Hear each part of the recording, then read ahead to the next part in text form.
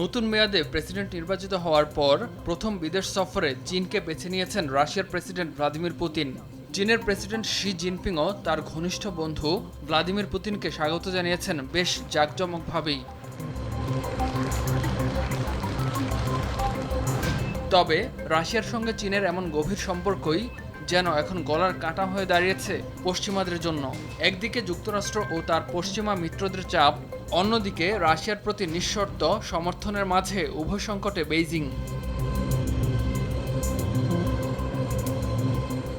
Russia Ukraine যুদ্ধ 2 বছর পেরিয়েছে। যুদ্ধে রাশিয়াকে পরাস্ত করতে উঠে পড়ে লেগেছে পশ্চিমারা। এর জন্য দেশটির পরম বন্ধু চীনকেও ব্যবহারের চেষ্টা চলছে পশ্চিমাদের তরফে। যুক্তরাষ্ট্র ও ইউরোপের সঙ্গে চীনের বাণিজ্যিক সম্পর্ক আছে, আর এই সম্পর্কের দোহাই দিয়ে পুতিনকে বোঝাতে চীনের উপর চাপ সৃষ্টি করছে তারা। কিন্তু এ ব্যাপারে নিজেদের নিরপেক্ষ অবস্থানের জানান দিলেও পশ্চিমা নিষেধাজ্ঞায় জর্জরিত মস্কোর সঙ্গে এখনও বাণিজ্যিক সম্পর্ক বজায় রেখে চলেছে বেইজিং। এ কারণে দেশটির প্রতি বেজায় ক্ষুব্ধ যুক্তরাষ্ট্র ও তার মিত্ররা। Large screen, dual stereo speaker এবং সুপারফাস্ট চার্জিং এর সাথে এন্টারটেইনমেন্ট কিং নেক্সট জি N72।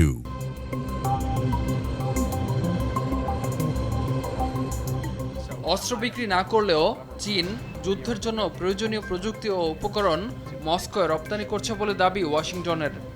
এ কারণে চীন ও হংকংয়ের বিভিন্ন প্রতিষ্ঠানের উপর নিষেধাজ্ঞাও আরোপ করেছে মার্কিন প্রশাসন। তবে চীনের দাবি যুদ্ধের জন্য নয়, বরং বাণিজ্যিক উদ্দেশ্যে ব্যবহারের জন্যই রাশিয়ায় প্রযুক্তি সামগ্রী রপ্তানি করছে তারা।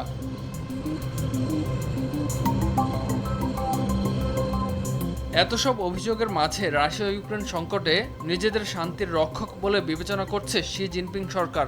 এ লক্ষ্যে গেল মার্চে 12 দফার একটি শান্তি পরিকল্পনাও প্রকাশ করেছে চীন।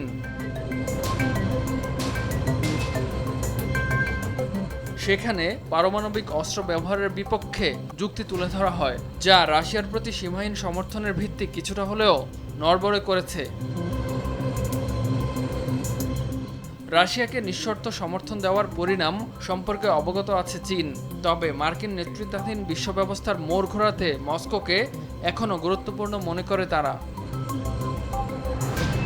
বিশ্লেষকরা বলছেন, উভয় সংকটে বিশ্ব দরবারে নিজেদের গ্রহণযোগ্যতা বাড়িয়ে তুলতে বেশ কৌশলেই এগোবে দেশটি।